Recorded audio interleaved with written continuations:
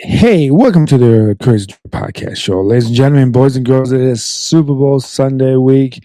We're going to talk about a little bit about the Super Bowl. I'm not really going to talk about the Super Bowl. I'm going to talk about this guy over here, Bill Belichick. I mean, we all asking the same questions. Some people laughed at me and said that that's the dumbest thing I ever said, that Bill Belichick didn't get into the Hall of Fame because the Patriots were back in the playoffs and and uh and then they're in the Super Bowl. But you know what? Bill Belichick, does he deserve it? Yes. Does he deserve for the first ballot? It's up to you. Depending if you're a Jets fan, you probably would say no. Depending if you're a Tom Brady fan, of course you're going to say yes, even if you are Detroit Lion fans. I don't think so because you know what? He's got Deflate Gate and he's got the Spy Gate. So what do you think of that, folks? I mean, if you're going spy, and this is the first of the kind of Jim Harbaugh, he did the same thing too. And it looks like Belichick got a pat on the hand, and Jim Harbaugh got punished. He got kicked out of the whole shebang of the Big Ten and the University of Michigan. But you know what, Bill Belichick, you know, I think a lot of it has to do with his personality too. I don't think he's a personality where you want to talk to him about anything else about life besides football. And that's all he's going to focus on. He's not going to focus on about how you're doing or how life is, and he's not going to talk about the weather. He's not going to talk about uh, great, uh, great to see you again. Blah blah blah. No, he doesn't care. He cares about football. He cares about winning, and he was willing to do the spy gay on the Jets. And if you're a Jets fan, you must be ecstatic that he didn't get in the first ballot. And a lot of the guys like Tom Brady and Gronk and even I don't know why LeBron James has his 2 to 3 cents pull into this about Belichick. He's not a football player. I'm not a football player myself, but I gotta talk about this, which I'm just basically contradicting my whole theory of segments here. But look, Bill Belichick, he is probably one of the best coaches that you ever going to see in football. His time was his time and era was ended because Tom Brady didn't want to be too structured, too held down, and he left the Patriots to go to Tampa Bay. And that in itself explains a lot about why Belichick didn't get into the Hall of Fame. He was too stern. He was too old school, like Saban, or maybe even consider him like Chuck Daly. Maybe that's the thing. Maybe he was way too much like Chuck Daly. Chuck Daly was a stern man too. He had rules, obligations, and everything else with it too. But you got to understand, if you're if you're Bill Belichick, I think that you just kind of not really care. He's like, oh, I didn't get in, and for a while he'll get in the next time in the second ballot. I don't see why he won't get in the second ballot. And you know what? And they may even wait till Tom Brady is eligible to go into the Hall of Fame and put him together, just to put him underneath the carpet where Tom Brady will be more decorated as a Hall of Famer than Bill Belichick. I'm just putting it out there. I don't know. You tell me what's going on. So I guess you know what, folks. I guess I'm going to have to talk about something a little different. Again, Detroit. I'm going to go to the Detroit Pistons basketball. They just beat the Brooklyn Nets 77 to 130. Uh, the team is rolling 30. I think they're 36-12. Uh, I've never seen a team like this so well fundamentally sound. Uh, very little turnovers, a lot of assists, a lot of ball movement. Everything just meshes. And what's great about this whole thing is that we're going to get these three together. You got uh, Cade Cunningham, you got Jalen Duran, and you got a Bickerstaff going to the All Star weekend. So things up bringing up back to Detroit. You got a couple of all-star players. Uh, uh, you got Jalen Duran with 18 points per game, 10.7 assists, and then you got Cade Cunningham with 25.4 points per game, 5.6 assists plus 9.7. I mean 9.7 assists and 5.6 rebounds. But you know what? I tell you, you can't ask for more from these three guys. And yeah, let's not forget about Tobias Harris, Uncle Tobias. There's a lot of talk out there for Tobias Harris to be traded to get Giannis or get someone else. And you know what? I think sometimes in the earlier part of the season, I really thought that Detroit would start Tobias on the bench later in the year and put the younger kids up there. But Tobias Harris seems to get into his nice streaks and nice spots where you kind of want him on the team, on the first team for Detroit. He kind of sometimes sets the pace when Cade Cunningham isn't playing well or Cade's looking to pass. It seems like Tobias is really good at settling down the whole offensive core when it's needed. And I think he brings that veteran play that you kind of really need. And if you question his uh, his play and his minutes, I mean, Bickerstaff seems to know exactly what he's doing with putting guys together and putting guys to give guys like Tobias Harris rest. You're kind of hoping that Detroit, you don't know if Detroit should really trade anybody for something because we can't really trade Jalen Ivey because he doesn't have the numbers right there. He did improve somewhat from last year where he before he got injured. He only played 48 games and he had a low fracture on his tibia. But I think what we really got to consider is that we have Dennis Jenkins. Dennis Jenkins is actually he rejected the minimum of the 2-year contract, so that's someone that we may not even be able to keep in the future because he's going to be asking for more money somewhere else. I mean, I don't know if he'll be on the team next year, but as of right now, he's going to look for not a huge contract, but a contract that will probably, make him more comfortable. He'll if he doesn't stay in Detroit, I think Detroit really needs him. He's actually better than Holland. Just has a better shot, makes better space for himself, is able to dribble. So that's something about Dennis Jenkins. Where you're looking for Holland, you're looking for him to be more aggressive on the rebounds, fast breaks. He's super aggressive going down to court. So that's something about Holland. Ivy. I keep going back to Ivy. I think, I think he's going to have to work on his confidence. I think he's got to still work on his shot.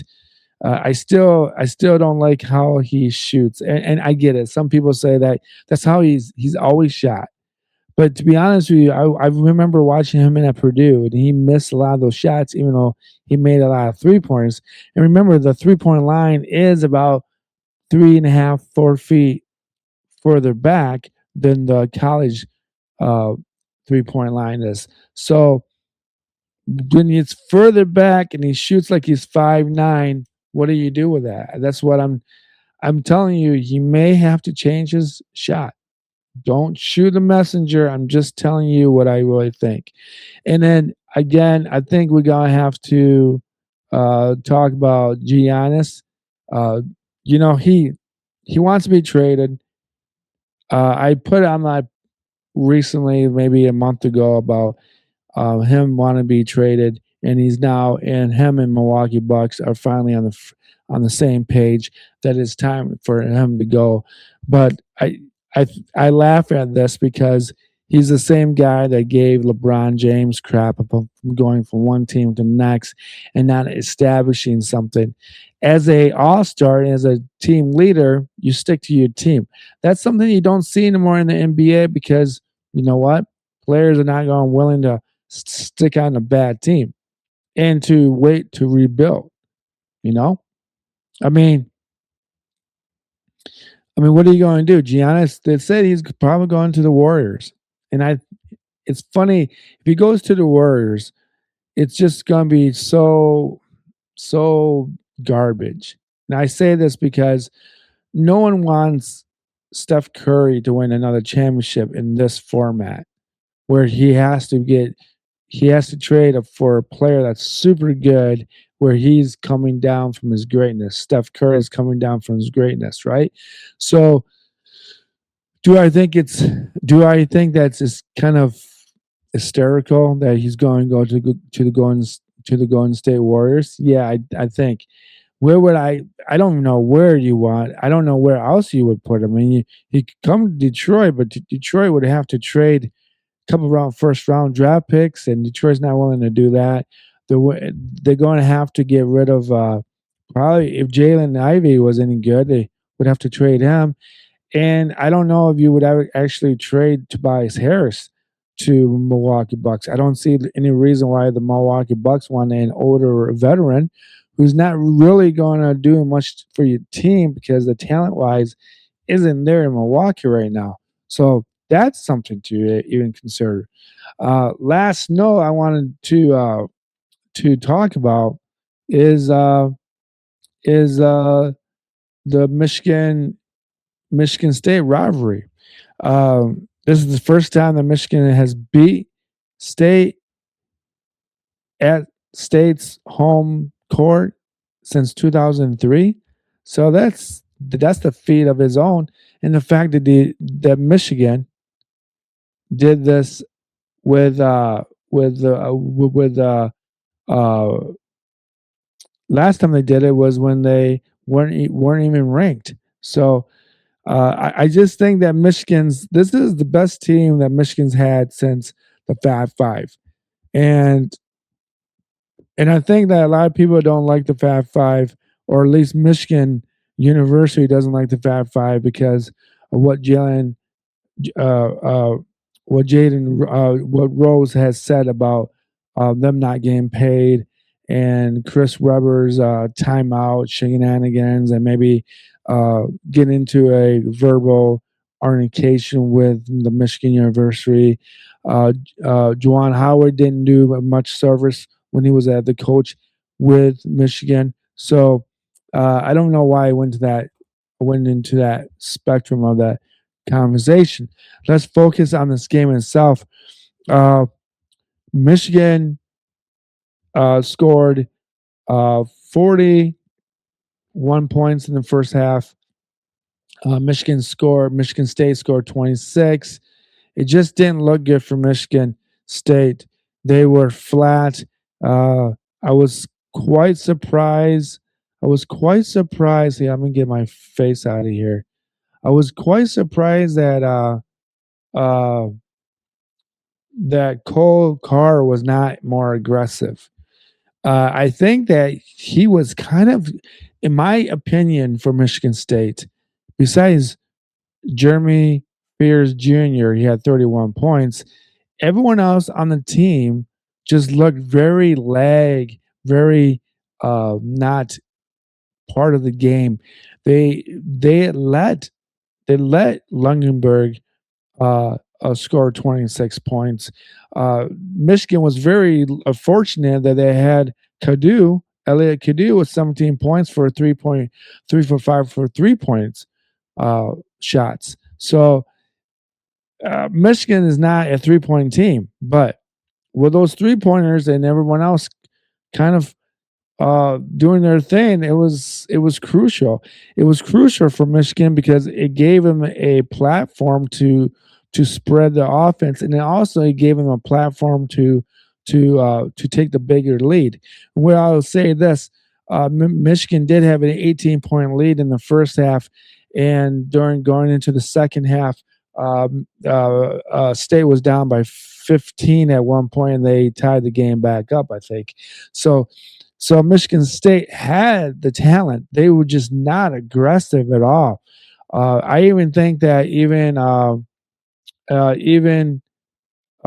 Cole, he just did not Kohler, he didn't hit any 3 pointers either. He had maybe a couple, but he only had 12 points.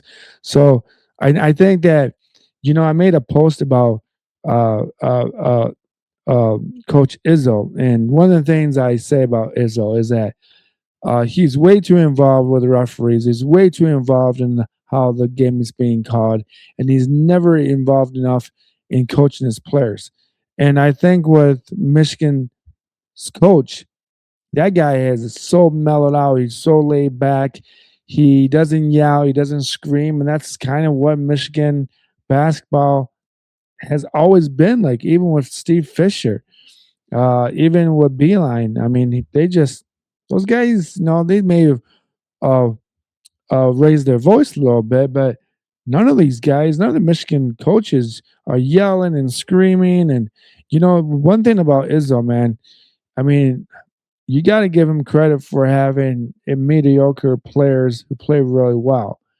But you know what? At certain times of the game, man, he hurts the team much more than he actually helps the team. So I think that sometimes maybe Izzo, you can never say. I say this.